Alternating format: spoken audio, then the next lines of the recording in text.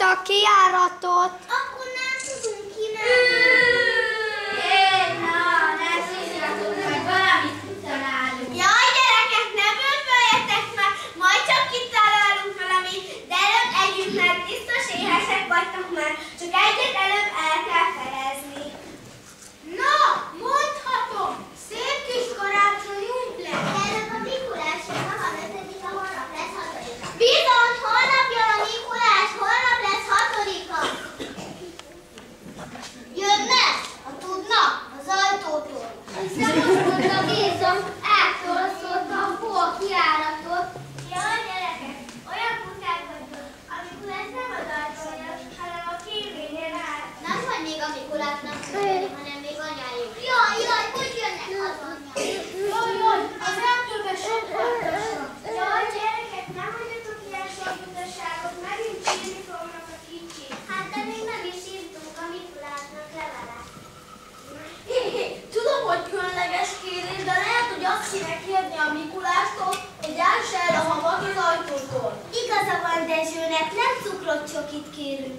No, de én éhes vagyok. Nem kérhetek még egy kalácsot sem. Nem értenek, hogy nem tudunk kivenni, Kati? Majd ha ki tudunk venni, kérünk Manyi nénitől kalácsot. Na jó van, nem tartom.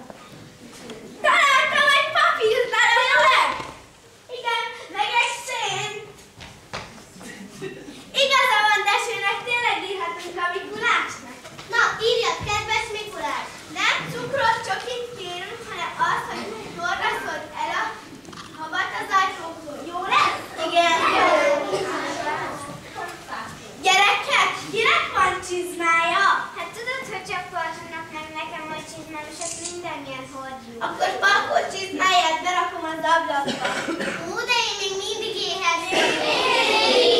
Na, figyeljetek ide, nem gondoljuk az éhességre, inkább aludjunk, és elfelejtjük, hogy éhesek voltunk. Jó van, Béla!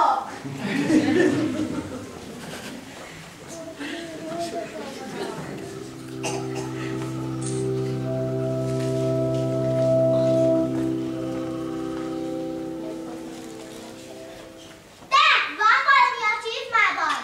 Ó, hagyjál már, hagy aludjak. Te,